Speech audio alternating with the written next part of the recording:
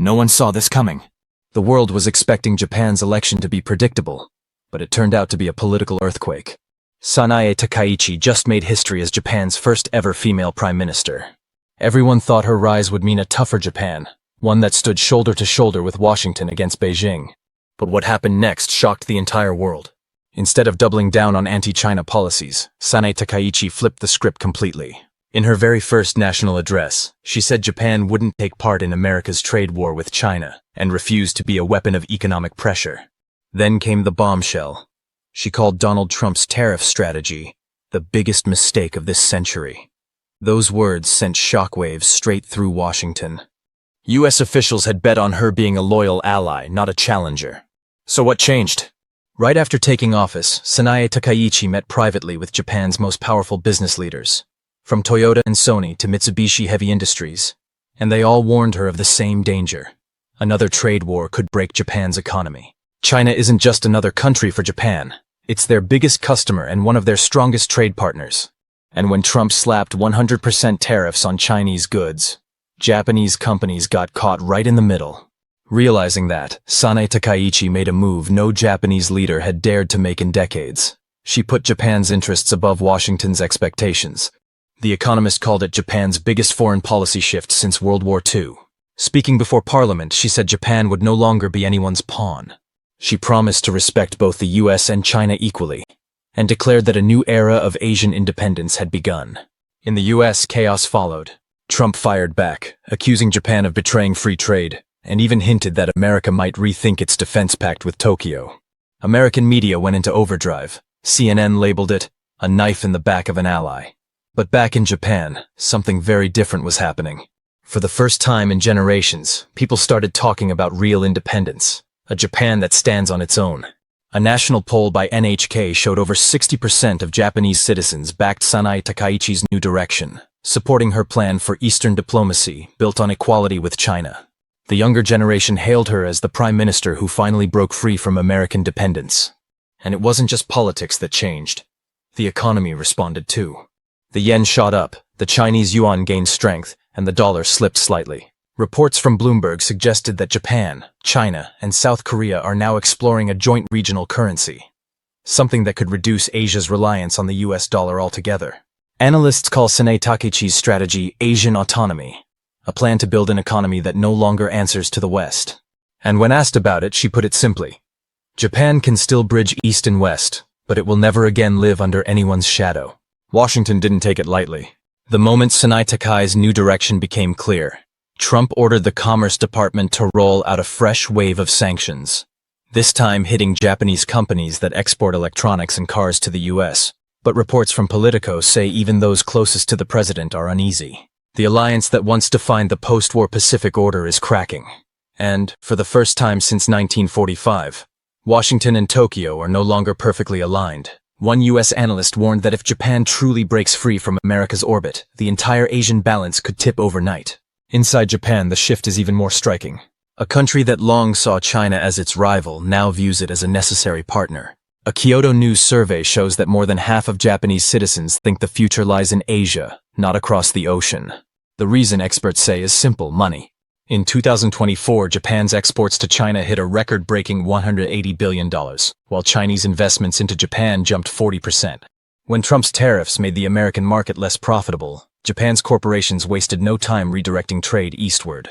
In Tokyo, officials call this practical policy.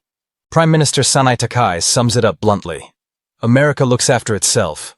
Japan will do the same. She insists it's not about siding with Beijing or Moscow. It's about defending Japanese interests. But in practice, everyone can see which way the wind is blowing. The IMF is already crunching numbers on what happens next. Analysts at Bloomberg Intelligence warn that if Japan and China fully link their financial and industrial systems, the US dollar could lose as much as 15% of its global liquidity, a shift unseen in 50 years. While Washington scrambles to figure out how to win Tokyo back, Takai's popularity at home keeps climbing. She's being compared to Margaret Thatcher, strong, calculated, and unapologetic. Only this time, it's Japan's first woman leader taking the stage. Even opposition leaders admit the obvious: Japan is finally speaking with its own voice.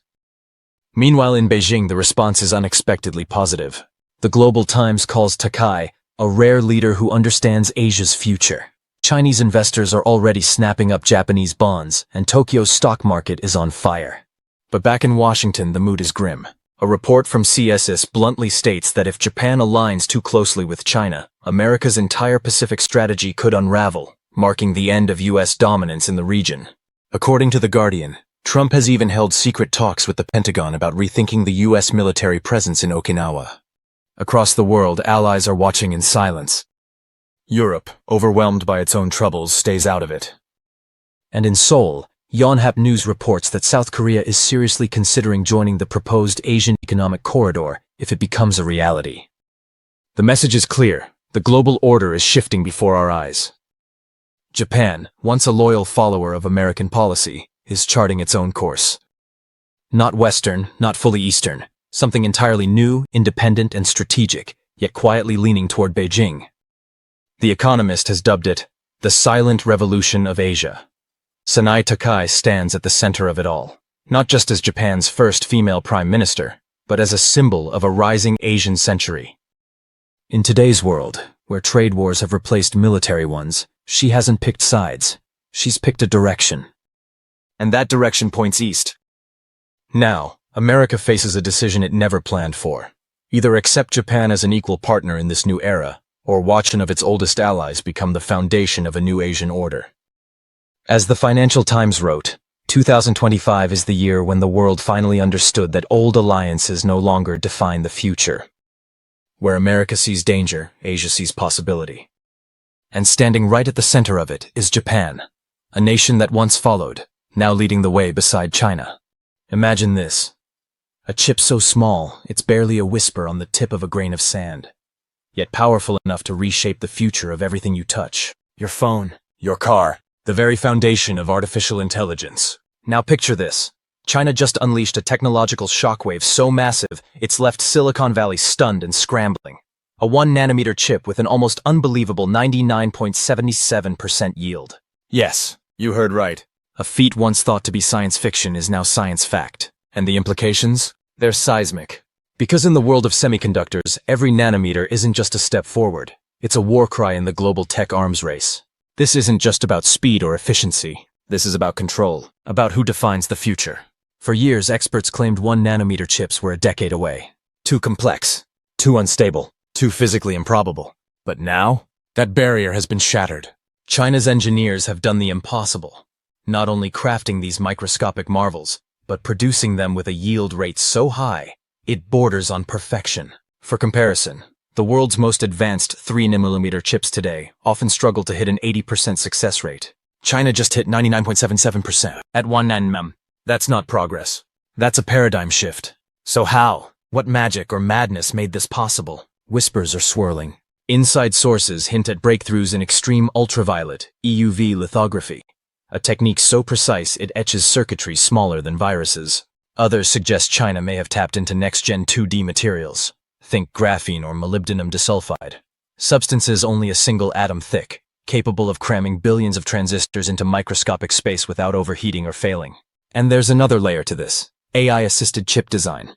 Imagine a machine, optimizing itself in real time, iterating thousands of times faster than any human engineer ever could. That's the edge.